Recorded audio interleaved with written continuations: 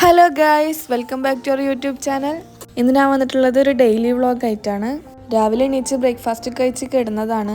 പിന്നെ എണീച്ച് വരുമ്പോൾ ഒരു 10 മണി 11 മണിയായി. അപ്പോൾ ബ്രേക്ക്ഫാസ്റ്റ് ഒക്കെ കഴിച്ചതിൻ്റെ പാത്രങ്ങളൊക്കെ കഴുകാനുണ്ടായിരുന്നു. അപ്പോൾ അതൊക്കെ കഴുകിക്കാണ്. ഇന്ന് ഇത്തിരി പണി അധികമുള്ള ദിവസമാണ്. ഉച്ചക്കത്തേക്ക് കുക്ക് ചെയ്യണില്ല, അത് ഞങ്ങൾക്ക് കഴിക്കാനുള്ളതുണ്ട്. രാത്രിക്ക് കാര്യമായിട്ട് തന്നെ കുക്ക് ചെയ്യണം. അങ്ങനെ പാത്രം കഴുകലൊക്കെ കഴിഞ്ഞ് കുക്കിംഗ് റേഞ്ച് ക്ലീൻ ചെയ്യാനുണ്ടായിരുന്നു. അപ്പോൾ അതൊക്കെ ഒന്ന് ക്ലീൻ ചെയ്യണം. ഹസ്ബൻഡ് പോകുമ്പോൾ ബ്രേക്ക്ഫാസ്റ്റും ലഞ്ചൊക്കെ കൊണ്ടുപോകും.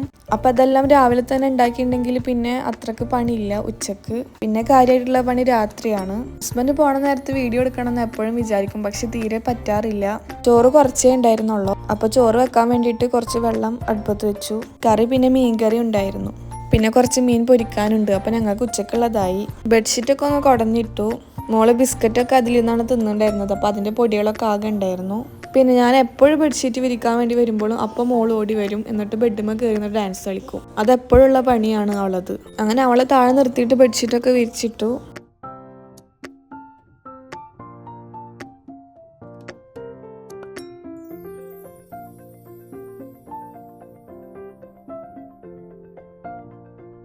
പിന്നെ കാർപ്പറ്റിലാകെ ടോയ്സ് പരത്തിയിട്ടിട്ടുണ്ട്. അതൊക്കെ പറക്കിയിടുകയാണ്. കൂടെ അവളും എന്നെ സഹായിക്കുന്നുണ്ട്. ക്ലീനിങ്ങിനാണ് കേട്ടോ എനിക്ക് കൂടുതൽ സമയം എടുക്കുക. കാരണം ഓരോ സ്ഥലം ഒതുക്കിയിട്ടും ഒക്കെയാണല്ലോ നമുക്ക് ക്ലീൻ ചെയ്യാൻ വേണ്ടി പറ്റുക.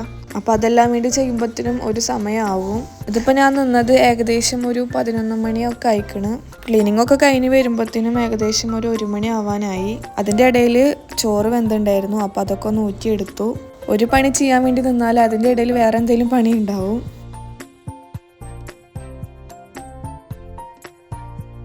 ഇന്ന് അടിച്ചു വരുമ്പോൾ അധികം കച്ചറൊന്നും ഉണ്ടായിരുന്നില്ല. മറ്റേത് അത്യാവശ്യം കച്ചറ ഉണ്ടാവലുണ്ട്. അങ്ങനെ അടിച്ചു വാരലൊക്കെ കഴിഞ്ഞ് വരുമ്പോഴത്തേനും മോളെ എനിക്ക് തുടക്കാനുള്ള മഫ് എടുത്തിട്ട് വന്നു. അവൾക്കറിയാം അടിച്ചു വരി കഴിഞ്ഞാൽ അടുത്തതും തുടക്കാൻ പോവുകയാണെന്ന്. അങ്ങനെ ഒരു വിധത്തിൽ തുടക്കം കഴിഞ്ഞു. കാർപ്പറ്റൊക്കെ വിരിച്ചിട്ടു. എല്ലാതും ഒന്ന് കഴിഞ്ഞ് വരുമ്പോഴത്തേനും ഏകദേശം ഒരു 12:45 ടൈം ആയിട്ടുണ്ടായിരുന്നു. റൂമൊക്കെ ക്ലീൻ ചെയ്ത് കഴിഞ്ഞപ്പോൾ തന്നെ ഒരു സമാധാനമായി. ഇതൊക്കെ വെറും കുറച്ച് സമയത്തിനാണ്. അവളെ ടോയ്സ് തന്നെ പരത്തിയിട്ടാൽ പിന്നെ ആ റൂമൊന്ന് ഇറങ്ങി. പിന്നെ നടക്കണോടത്തൊക്കെ ടോയ്സ് ആവും. മീൻ ഫ്രൈ ചെയ്യാനുണ്ടായിരുന്നു. അത് ഫ്രിഡ്ജിലായിരുന്നു. അതൊക്കെ പുറത്തെടുത്ത് വെച്ചു. അങ്ങനെ മീനൊക്കെ ഫ്രൈ ചെയ്ത് കഴിഞ്ഞു. സാധാരണ ക്ലീൻ ചെയ്ത് കഴിഞ്ഞാൽ ഞാനൊന്ന് ഇരിക്കും. പിന്നെ ഞാൻ വിചാരിച്ച ഏതായാലും മീൻ ഫ്രൈ ചെയ്ത് കഴിഞ്ഞിട്ടാണ്ട് ഇരിക്കാന്ന്. കുറച്ച് നേരം ഇരിക്കാൻ പറ്റുള്ളൂ. കാരണം മോളെ കുളിപ്പിച്ചിട്ടുണ്ടായിരുന്നില്ല. അവളെ കുളിപ്പിക്കണമായിരുന്നു. കുളിപ്പിച്ചിട്ട് അവൾക്ക് ചോറ് കൊടുത്താലാണ് പിന്നെ ഒന്ന് സമാധാനമായിട്ട് ഇരിക്കാൻ വേണ്ടി പറ്റുക.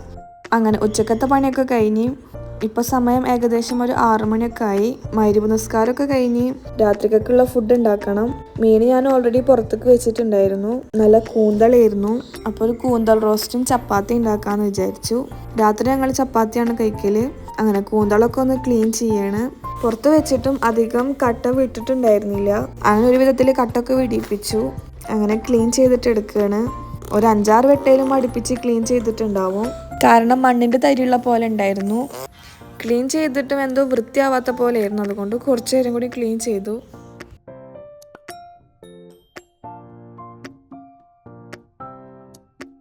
അങ്ങനെ ക്ലീനിങ് ഒക്കെ കഴിഞ്ഞു. കൂന്തൽ റോസ്റ്റ് ആണല്ലോ വെക്കണത്. അതുകൊണ്ട് തക്കാളിയും സബോളൊക്കെ ഒന്ന് അരിഞ്ഞെടുത്തു. കുറച്ച് പുളി എടുത്തിട്ട് വെള്ളത്തിലിട്ടു. ഞാനിവിടെ 6 സബോളയാണ് എടുത്തിട്ടുണ്ടായിരുന്നത്. കാരണം ചെറിയ ചെറിയ സബോളയായിരുന്നു. വലിയ സബോള ആണെങ്കിൽ ഒരു 3 എണ്ണം മതി. വലിയ തക്കാളി ആയ കാരണം ഒരെണ്ണം എടുത്തിട്ടുണ്ടായിരുന്നുള്ളൂ. അങ്ങനെ തക്കാളിയും സബോളൊക്കെ അരിഞ്ഞെടുത്തു.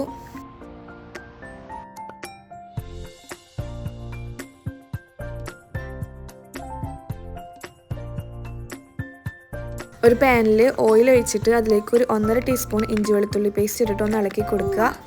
അതൊന്ന് മൂത്ത് വരുമ്പോൾ അതിലേക്ക് സബോള അരിഞ്ഞത് ഇട്ട് കൊടുക്കാം. പച്ചമുളകും വേപ്പിലയും ഇട്ട് കൊടുക്കണം. എന്നിട്ട് നന്നായിട്ട് മിക്സ് ചെയ്തത് കൊടുത്തതിന് ശേഷം അതൊന്ന് മൂടി വെച്ചിട്ട് വേവിക്കാം. മൂടി വെച്ചാൽ പെട്ടെന്ന് വഴந்து കിട്ടും.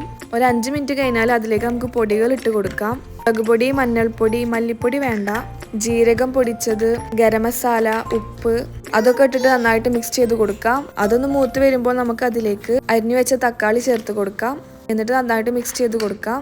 എന്നിട്ട് ഒരു 5 മിനിറ്റ് ഇതേപോലെ മൂടി വെച്ച് വേവിക്കാം. അതിന്റെ ഇടയിൽ ഞാൻ ചപ്പാത്തി കുഴച്ചിട്ടുണ്ടായിരുന്നു. തക്കാളി ഒന്ന് മൂത്ത് വരുമ്പോൾ അതിലേക്ക് നമുക്ക് കൂന്തൽ ഇട്ട് കൊടുക്കാം. എന്നിട്ട് അതൊന്ന് നന്നായിട്ട് മിക്സ് ചെയ്തതിന് ശേഷം അതൊന്ന് മൂടി വെച്ചിട്ട് വേവിക്കാം. അതിന് വെള്ളം താനെ ഇറങ്ങി വരും. ചപ്പാത്തി കുഴച്ച് വെച്ചിട്ടുണ്ടായിരുന്നു. അതൊന്ന് പരത്തിയെടുക്കാം.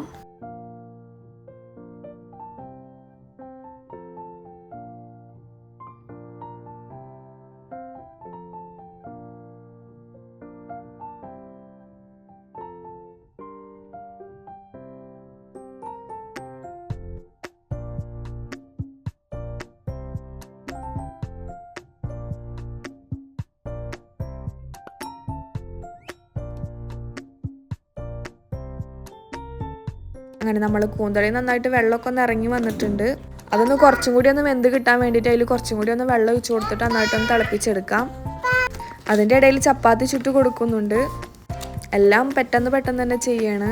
ഇക്ക ഒരു 7 മണിയൊക്കെ ആകുമ്പോഴത്തേന് വരും. ഒരു 7 മണിയൊക്കെ ടൈമിൽ വരും. അപ്പത്തിന് ഫുഡൊക്കെ ഒന്ന് ഉണ്ടാക്കി വെച്ചാൽ എനിക്കൊരു സമാധാനം ഉണ്ടാവുള്ളൂ. ക്ലീൻ ചെയ്ത റൂമിൻ്റെ കോലം ഇപ്പോൾ ഇതാണ് കേട്ടോ അവസ്ഥ. ഞാൻ പറഞ്ഞില്ലേ എല്ലാം കുറച്ച് നേരം ഉണ്ടാവുള്ളൂ എന്ന്. അങ്ങനെ പണികളൊക്കെ കഴിഞ്ഞ് ഞാനൊരു ഭാഗത്ത് ഇരുന്നു. ഇതാണ് എൻ്റെ ഒരു ചെറിയൊരു വീഡിയോ. എല്ലാവർക്കും ഇഷ്ടമായി എന്ന് വിചാരിക്കുന്നു. എല്ലാവരും ഒന്ന് സബ്സ്ക്രൈബ് ചെയ്ത് സപ്പോർട്ട് ചെയ്യണം. അപ്പോൾ അടുത്ത വീഡിയോ ആയിട്ടും കാണാം. ബൈ.